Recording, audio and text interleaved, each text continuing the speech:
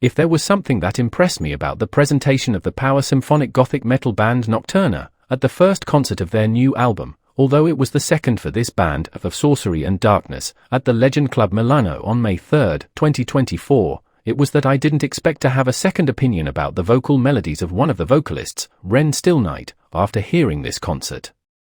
Listening to the studio version of the album, it is obvious that the voices of the two vocalists have been leveled to achieve a predetermined, uniform result, while also showcasing a difference between Ren Stillnight and Grace Darkling. Apparently, there was an attempt to make an adjustment, in our opinion unnecessary, with this album, balancing Ren's more lyrical and operatic voice against Grace's more modern, raw, and lower tone qualities. While both vocalists can execute lyrical operatic and modern singing modes, they could theoretically enhance the distinctive complement of vocal registers that only these talented singers from the band Nocturna can achieve. That said, when I heard the instrumental song The First Disobedience, used like a recorded introductory curtain, that opens the concert, you cannot help but immerse yourself in great anticipation for the presence of the musicians on stage from Nocturna, who slowly begin to take the stage one by one, welcomed by the audience with applause and moderate ovations. Despite only being able to access this concert through recordings made on mobile phones, it is enough to feel like another spectator.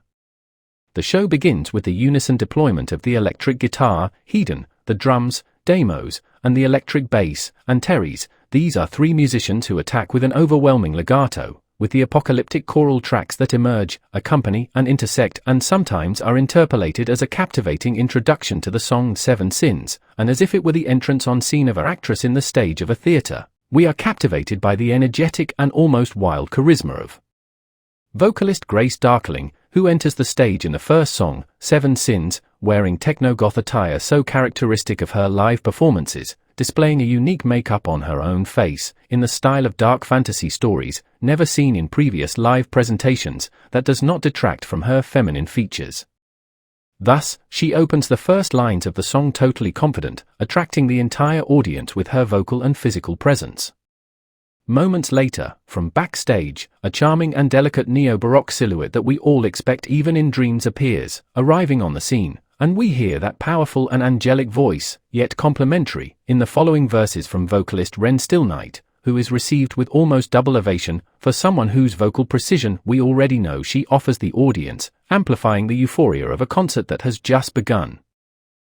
The presence of these two talented young ladies have become the icon of the ideal elixir of female singing and the femininity of extreme music, and to be specific for the symphonic gothic power metal scene, and with that, the spectral and undenied chemistry between Ren and Grace, two vocalists who not only sing excellently but also gesticulate with their bodies every phrase of the musical themes. Moreover, they communicate with conspiratorial and histrionic glances as they position themselves for each measure of their songs. Knowing what to expect from them, they prepare us for the crescendo of the song Seven Sins, where, although we have recordings of that concert via mobile cameras and sound devices, it is impossible to avoid comparing the dynamics, being surprised, and questioning in an instant something we cannot notably recall from the studio album. This is due to a combination of notes propelled by Ren Stillnight's voice during her portion of the chorus when she pronounces the word unforgiven. Here we will show some examples.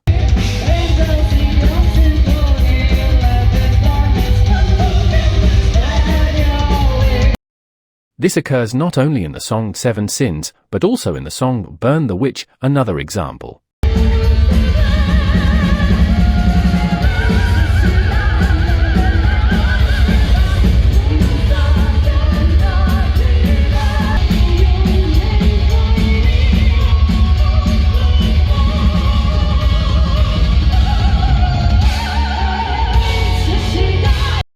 This demonstrates an untamed freedom and operatic strength for those key points in the song because a better construction of her live voice compared to that found in the album is perceived, at least in certain fragments of that album.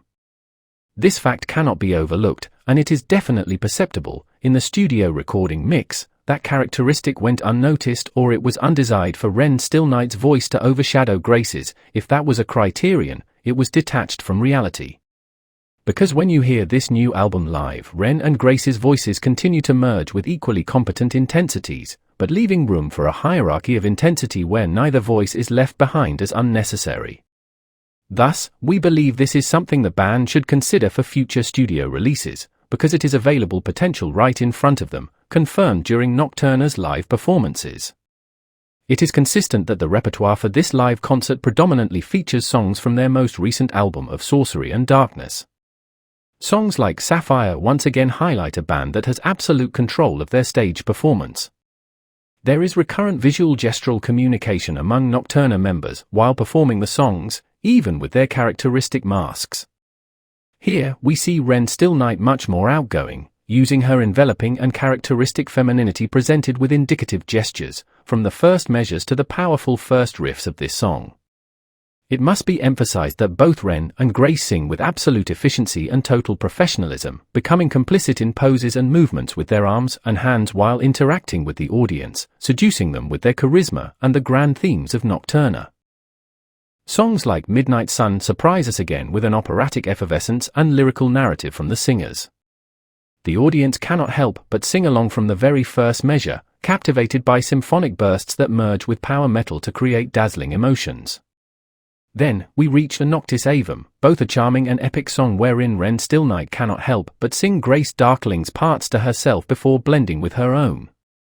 It features dark touches and colossal moments where Grace Darkling serves as a magnet to encourage the audience to join the musical theme during the almost doom-exciting Gothic section.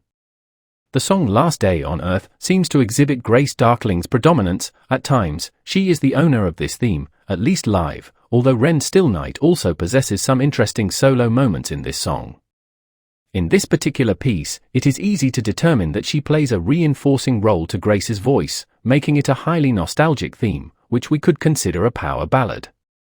We cannot avoid returning to the song Burn the Witch, which, when played live, has so many nuances.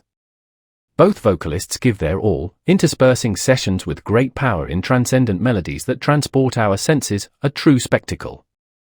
The song Creatures of Darkness is a musical composition that once again poses a great challenge for the duet of Ren and Grace with dramatic and vertiginous melodic incorporations, as they confront each other in a Gothic challenge, face to face, as if desperately in an emotional theatricality, they dedicated each other, every single syllable, each phrase of the chorus with their faces of beautiful whiteness like the snow, youth stylized and molded by the lights of the stage, showcased by Ren Still Night's neoclassical, voluptuous attire, against the tightly fitted ultra-tech goth outfit of Grace Darkling, infecting the audience with the provocative euphoria of the dark and exuberant chorus of this theme while also considering the interesting and grand rhythmic lyrical structures of Hedon's guitar. What can I say about the rest of the themes that have captivated us so much from the previous album, Daughters of the Night, that they performed in this concert? The emblematic Daughters of the Night, the electrifying and thunderous Blood of Heaven, the captivating power ballad The Sorrow Path, the vampiric and revivifying powerful piece Sea of Fire. And to close the concert, the most iconic song of the band, the one that many, if not all, of us have been musically and aesthetically seduced by the magic spell, Play Along With Me, that say Ren and Grace to the promise to if you want to make it real as fans of the band Nocturna, which we have been seduced by the song New Evil. I believe, without fear of being wrong, that it was from the live performances of the album The Sorcery and Darkness that I reconciled with the release of its studio version. It was through these live versions that I understood their musical proposal for the album in question, The Sorcery and Darkness. Don't get me wrong, when I heard the album at its release, I thought it was fabulous, only that I found myself confronted with some minor deficiencies that I came to resolve in their live editions. We must accept that surpassing the album Daughters of the Night is not an easy task, and we would be asking Federico Mondelli, who is the main composer of Nocturna, to outdo himself, even though I believe Nocturna is not an individual project. Nonetheless, it is indisputable that it is a band that compositionally depends on guitarist Hedon, Federico Mondelli. Thank you for watching. God bless you.